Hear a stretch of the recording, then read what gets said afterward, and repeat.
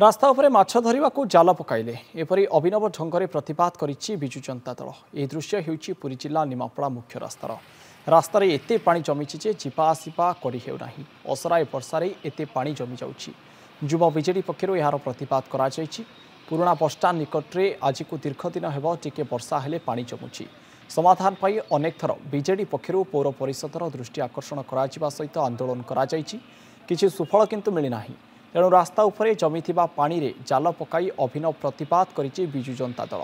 तुरंत समाधान न हेले आंदोलन करने दल पक्षरु चेतावनी दिया जाइछि।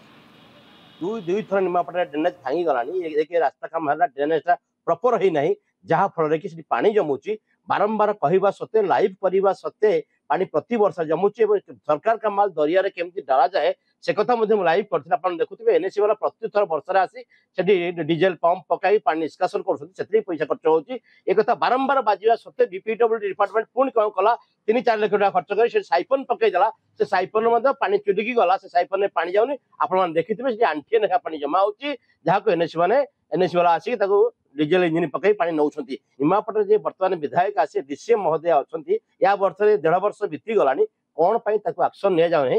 अभिनव उपाय आम माछ धरिकी माछ गुड़ी पठे दे। छोट छुआर स्कूल कॉलेज जाऊँ उठाई माने संपूर्ण पैसा को चढ़ू कर पूरा चली खाईदेबू आम बस पड़ू गला टिके ना तेल पकड़ मैंने यही चलो यहाँ बा 2 सीजन होगा जोड़े सीजन यहाँ तृतीय सीजन पड़ती कौन आखि खोलुनी ड्रेनेज कथा मन पड़ूनी केतले मैडम आसपटे डेल्टा पटे जी जापर रास्ता केमी शुखिला शुखिला इनोवा 4 एस्कर्ट जाऊँ ना किसी जापर ना।